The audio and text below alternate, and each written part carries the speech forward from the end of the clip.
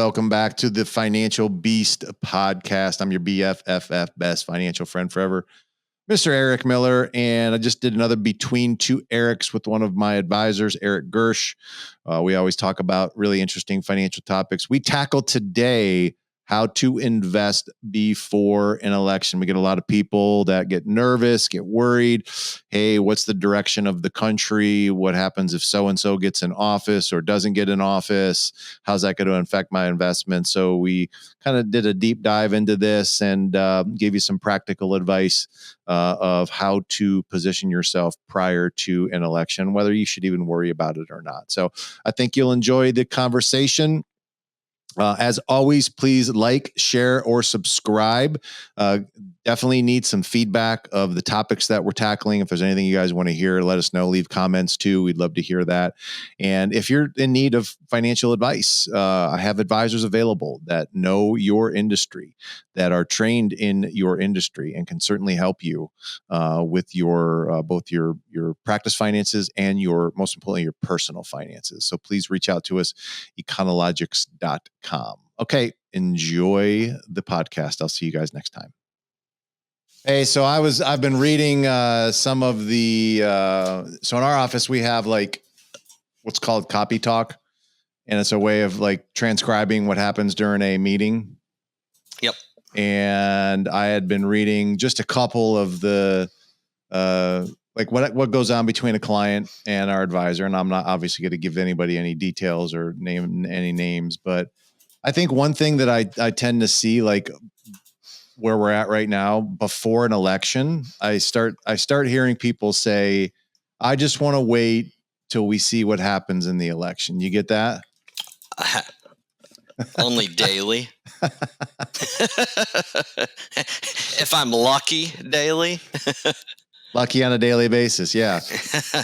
Which, it's kind of funny, people will look, I mean, I'm going to say it. People will use anything for a freaking excuse not to do something, won't they? Yes. Okay. And, sometimes you just have to really probe a little bit. Like, are you really worried about that? Or was there something about the investment that you have a consideration about? Which is really what it probably boils down to. Not so much are they worried about like the actual election and what's going to happen, I mean, I don't know about that, but maybe you do, but I think a lot of these things are probably already priced in at this point in time of what's going to happen or what the probability is going to happen, or actually the market doesn't really even care, to be honest with you, what the outcome is going to be. But I don't know. I just wanted to talk about this and if it really is something that people are worried about, so how should they invest? What should they be looking at? I think historically going in, I mean, I'm sure there's probably some data out there that shows charts about what happens to the markets prior to elections. Yep. I don't know if you ever looked at any of those before. I have a great slide for this, but I don't know. Screen share has been an issue in the past. So, but anyways, the general consensus is it doesn't matter. Okay. It doesn't matter. The market continues to grow. And the reality is, if we go back over the last 100 years, every president uses this. I've heard Biden use it. I've heard Trump use it. I've heard Obama use it. Every president since as long as I've been around, they all like to tout record stock market. Yeah. Every single president in the history of the market, with the exception of one, which I want to say was Gerald Ford, has had a record stock market under them because it perpetually grows. It doesn't grow red. It doesn't grow blue. It grows green. It's money. So, using an election to not off investing is only going to hurt you over the long run, because it doesn't matter. We grow. There may be some volatility. I don't even know if volatility is increased in this kind of an environment. But and volatility just being like bigger swings up and down, or that's what there may be some short-term volatility for a week or two or a month, but it's going to continue to grow. You know, the S&P 500, if you want to use that as our index, the 500 biggest American companies, it grows. It doesn't matter who's in office. Okay. All right. Well, I mean, so the facts are, the data on that is that the markets are kind of apolitical then when it comes to that. Apolitical. When it comes to that. They're very much more driven by, I think, economic factors. And, again, we've had a money supply that has perpetually grown. And I think that's probably been one of the main reasons why we've seen asset prices continue to grow like this. And that's more of the structure of the system, not who's in office. Is the structure of our system, which is moving the direction of the markets. So I think that the argument to like not invest in this particular environment because you're unsure of the political party that's going to be involved or in the White House, really that's not a evidence backed reason why you should not invest in something. No, okay. It definitely is not. So that being said, okay, let's say someone is a little hesitant on putting money in the markets, but I guess we go back and say, okay, prior to an election, is there an asset class that tends to do better? Is there an asset class that tends to suffer? And I don't really have any good data on that. I think that as long as you have a strategy that you're going to put forward for the next 10 years, it really shouldn't matter whether or not we're in an election year or not, whether or not you're going to invest money or not invest money. Yeah. Okay. So I think you have to set up a systematic method in which you're actually going to position your profits, to build assets, to create cash flow. And that should be the central point of your investment thesis, or how you're going to invest money over the next 10 years. It's not for what am I going to make in the next 3 months or 5 months or 10 months. Exactly. We're looking at the long term here. And I want to, to go back to what you said about different asset classes under different presidents. There is some difference there. If you look under Democratic presidents, the areas that tend to boom are the areas where they put their money, which is, stuff like biotech, the medical industry. Those kinds of stocks do better under Democrats than Republicans. However, if you want to look at the flip side, under Republicans, gas and oil tends to do better. Manufacturing stocks tend to perform better than under Democrats. Yeah. So why? That's where they put their money, So there's always going to be winners and losers, or winners and smaller winners, I guess, because it grows over the long run. But at the end of the day, there's still winners everywhere. I think that the biggest thing is that people just have to understand, where is the money flowing? That is where you're going to see an increase in asset prices. Where's the money actually going? And, so it's one of these things that people are freaking out because they can't figure out why the markets, even amidst all the bad news out there, why they still continue to go up. Yeah. For all the reasons why they say, okay, well, we have pending wars, we have high interest rates, we have, I don't know, name the 17,000 other things that are going on right now. Here, and this is what I tell clients. And a lot of times when I say this, it really hits them hard, because they're like, oh, yeah, you are right. The world is no crazier than it's always been. Mm-hmm. There's always been wars. There's always been political divide. There's always been protests. There's always been sickness. None of this is new. None of it is worse than it's ever been. The only difference nowadays is we all have this thing in our pocket with endless algorithms feeding us whatever echo chamber we want. So if we want to believe the world is the worst it's ever been, we're going to believe that, because the algorithms are just going to feed us that day after day, week after week. So it's a self-fulfilling prophecy nowadays.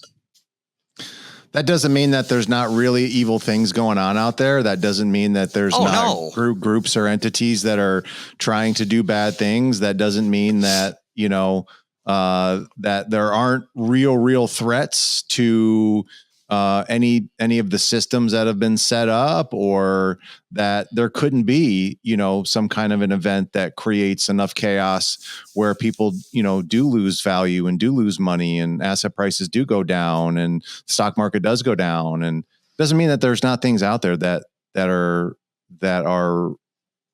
could cause that. No, there certainly are, but there's always been, and there always will be. I think your point is that has always been consistent. That's always been there in some form or fashion. Think about, if you want to talk about war, Vietnam War, Iraq War, Gulf Coast War, there's endless wars that have happened over the last 50 years, and there's small ongoing wars today, and there'll be wars 20 years from now. It's human. Unfortunately, I wish it wasn't, but it is.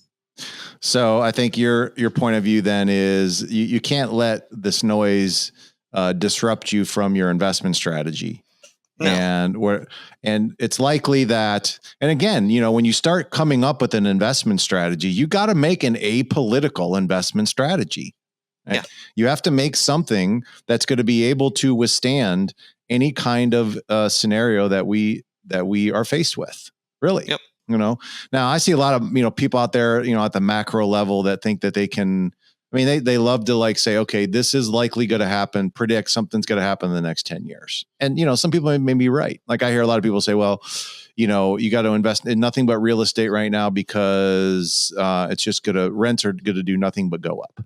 Yep. Okay. So that's great. But how real is that for a practice owner to put all of his money in an area that he doesn't really know much about, or is going to be operating with, or is going to have to take the risk of self-management and leverage and all that?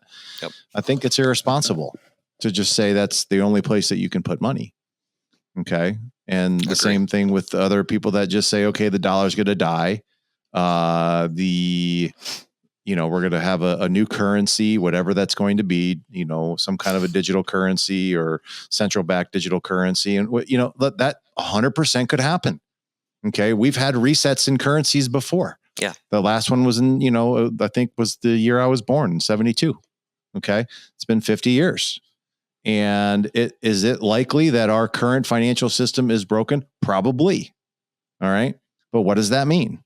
Does that mean that you take every bit of money that you have right now and you bet that's going to happen and try to put it in some place that's, number one, if you can find that place and you have the highest probability that's the only place that's actually going to retain its value, then you're better than me.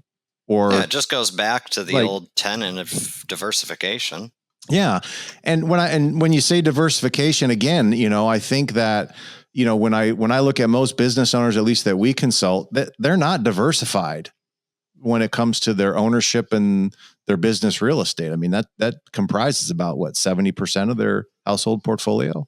Yeah, it comprises 70%, but they spend 90% of their time worrying about the stock market. 20% of their portfolio collapsing if so-and-so wins election. Yeah. So it's not something that I think an owner, a business owner should put his attention on. He needs to put his attention on, how do I get my business, my practice to a position where I am the premier practice in my community. Yeah. Because that's the best protection that you have. If you deliver a great service and everyone in the community knows that's the best protection that you have.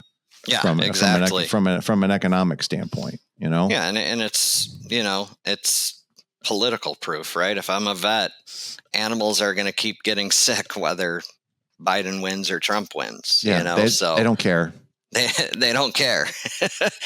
They don't know. They don't care. So yeah, I can agree with you there. Yeah. So when we're looking at coming up with your portfolio of where you're going to position money, and I think that we've done a pretty good job of like staying apolitical when we're looking at this, because, we have clients that invest in real estate. We have clients that invest in insurance-based products. We have clients that invest in market, public securities, stock markets, bonds markets, and those kinds of things. And, to me, and we even have a lot of clients that invest in cryptocurrency too, not a lot, but I think, many of them do. I think we have a lot of clients that have a small amount of their wealth in crypto. Yeah. And, and that's something that I don't think we've ever made a judgment on. I can certainly see why some people would have done it. And, if that's something that you want to use as a hedge for a philosophy that you have that you're really strong on, then who am I to tell you not to do it? Yeah. I mean, I'm not one to tell you not to do it. I mean, as a financial advisor, I am not an authoritarian. I am not here to like say, you have to do this or else, our job is to make sure that you're positioned correctly, have the right habits, and, you're focusing on the things that are actually going to create your wealth. And those are more habits than anything else. Yep. It's not our precision investing strategy, because I don't know that anybody'd be any good at that. No, as far as I'm concerned. But, okay. So what do you tell people then? So you just tell them exactly that. It's like, stick to your strategy. And then Are you big on so I think you're pretty big right now. If you are going to enter in the markets, we're dollar cost averaging for the most part. Yeah. Yeah. I mean, depending on the situation, but yeah.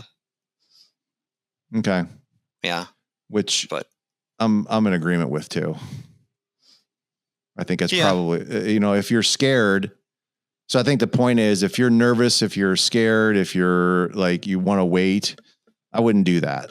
I would just dollar cost average into the investment vehicle. Or just put in a little money each week until it's all invested. You know? So it's not slow. Okay. It's slow and steady. It's getting in the pool using the steps instead of just jumping in. Yeah. And I'm sure there's studies out there that have said that dollar cost averaging compared to lump sum investing will actually be less. Yeah. Just came out. Okay. So talk about that. And I have a retort to that. Like, what was the difference in return? Was it significant? I don't remember. I just remember, I didn't read the whole thing, but I just saw the study. I think it came from, I want to say it was Morgan Stanley. Yep. And basically they analyzed and said clients who dipped their toes in the water, dollar cost averaging over a period of time, ultimately, on average, and of course there's exceptions because this is on average, have lower total returns. And I can see why. I mean, unless you're, generally speaking, the market always grows. Yes, It takes dips, but it recovers from those dips and keeps growing. Yep. So if I put all my money in at once and it's growing, I'm going to do better than if I put money in along the way because it's continuing to grow. But, it goes back to timing the market. I don't know. You never know when the market's going to take its next dip. No. And I think as a practice, when we've had clients that have sold their business and have gotten big lump sums of money, I think for the most part, we've had them dollar cost average a lot of that money into the strategies that we wanted them to put that in. Some of them. Yeah. Half and half. Them. Yeah. I would say most of the public security, strategies that we have, I would have them dollar cost average. If they did like a private investment or real estate investment, obviously you can't dollar cost average into something like that. You got to put a lump sum in. Yep. So I think it would, or if it's like, fixed income, treasuries, municipal bonds, whatever. Like, I think we just put lump sums in for stuff like that. Yep. But if it's something that is a little bit more, on the equity side, then I think that's when we've, recommended the dollar cost averaging. But okay, so you dollar cost averaging, so so your returns are not, are what, like, 200 or 300 basis points less than what you would normally get. Yeah, I mean, it's not going to be a night and day difference. Yeah. So is your peace of mind worth that?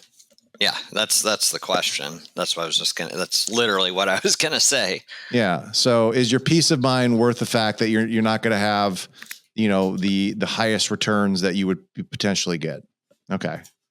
And that's just the risk of investing right there. That is the risk. So I would say there's no right or wrong answer there. Are you likely to make more money if you do lump sum? Probably. But, can you withstand watching an account value go up and down like that? If you can't, then dollar cost average. Yeah, I just found the study. I was wrong. It wasn't Morgan Stanley. It was Vanguard. Mm-hmm. Lump sum investing beats dollar cost averaging 68% of the time. Okay. It beats it, but by how much does it say? No, it doesn't. I wish it did. Okay. Well, still, I don't know. I mean, what is the premium that you get?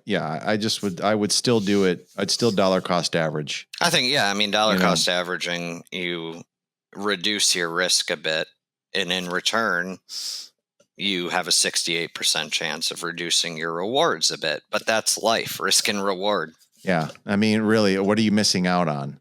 Yeah. And is that, is that worth like having the stress of dealing with the ups and downs? Probably not, because we want you to live longer, and if the stress is too much for you, then, Yeah, it goes back to what kind of investor are you? Yeah, for sure. For sure. So I think the consensus is that it really doesn't matter what the elections are at this point in time. Don't let that have a strategy, before anything else. Yeah. Life will go on. Yeah. Have a strategy of where you're going to position your money. Now you can make that strategy based upon how you feel like where the economy is going over the next 10 years. I think, for us, we're big on healthcare. We're big. I mean, it's all we do is we service healthcare owners at this point in time. Yeah. So we must have confidence in this area.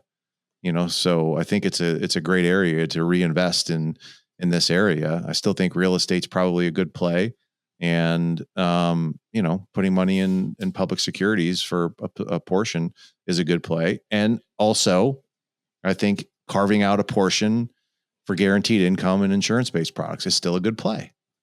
Yeah. So it doesn't really matter. Like when the market goes down, I mean, I know you guys get a little stressed out. I don't get that as stressed out. Because I don't really stress out. I stress out because of the clients stressing out, not because I'm stressing out. I know it's going to, 2008, right? We fell 42%. Yep. By 2010, we were back up above 08. 2020, we fell, 20 something percent. We were back up within 6 months. 2022, we fell 24%. By 2023, we were already even. Now we're up, I think 17% above. So even the falls seem like they last forever. They do. Because it's every conversation. But when you look at it historically, most falls are really a short period of time, a year or two. Yeah. Before you're back even and above. So it's very temporary. The greens outpace the reds by quite a bit. Yeah. And look, there's just those things that you don't have control over on that part of your investment portfolio. But what do you do have control over? You have control over your practice and getting it to a 20% EBITDA margin. You got control over that, don't you? Yes. You have control over taking a percentage of your revenue, 10%, and putting that into investment strategy where you're building other income streams. You have control over that. 100%. You have control over paying off your bad debt, for sure. So there are things that you do have control over, and those are probably a lot more impactful on your financial condition than worrying about what the direction of the markets are doing. Yep. So, okay, man, that was good. I think we knocked it out of the park for just a very, very off the cuff podcast. I like it. Yes. I'm going to figure out screen share so this doesn't happen again. Probably a good idea. All right. All right, guys. We'll see you next time.